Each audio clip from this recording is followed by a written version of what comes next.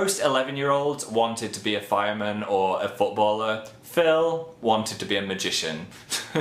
Yeah, not only a magician, but the best magician. I wanted to pull lions out of hats, I wanted to saw Sarah Michelle Gellar in half, I wanted to do everything. The main reason I wanted to do this was to impress a girl called Charlotte. My method of pushing her over in the playground hadn't really worked so far, so I thought I'd go down the magician route. Charlotte was awesome. First of all, she was one of the first people to have a PlayStation, and she had a Mario backpack. Come on, guys. So we had a show and tell thing coming up at the end of the week, so I asked the teacher if it could be my turn. So the plan was to do my magic show, then bring Charlotte to the front for the final trick, and then she would fall madly in love with me. Well, that was the plan anyway. Things went a little differently. My mum had made me a wizard's cape out of a bin bag, thanks mum, and she'd stuck some silver stars onto it, and I was like, ooh. But yeah, I got to the front of the class, everyone was watching, Charlotte was sat on the front, and I went for my first trick, the rubber band kablooshin. So I put my rubber band around 2 fingers and then kablam!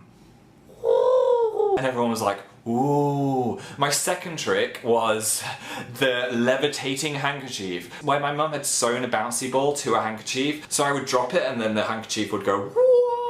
Although when I looked, the bouncy ball had become unhinged from the handkerchief. So I went under the table and with the needle and thread I tried to re-sew it. And I was pressing so hard with the needle into the bouncy ball that I slipped and it just went It had gone directly into my hand. So I pulled it out and thought, forget it, it's okay, we'll move on to the next trick. Charlotte, come to the front, Charlotte. And she was like, hello, Phil. And I was like, pick a card, any. Ugh. That's the last thing I remember. Apparently I'd fainted at the sight of my own blood, and the next thing I knew, I had a teacher standing over me saying, you will never be a wizard, Philip. Now that hurt.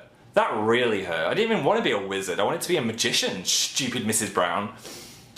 I'm getting sidetracked. But yeah, I also had a giant graze on my face because apparently I'd literally face palmed the floor. I didn't faint gracefully, I just went, ooh.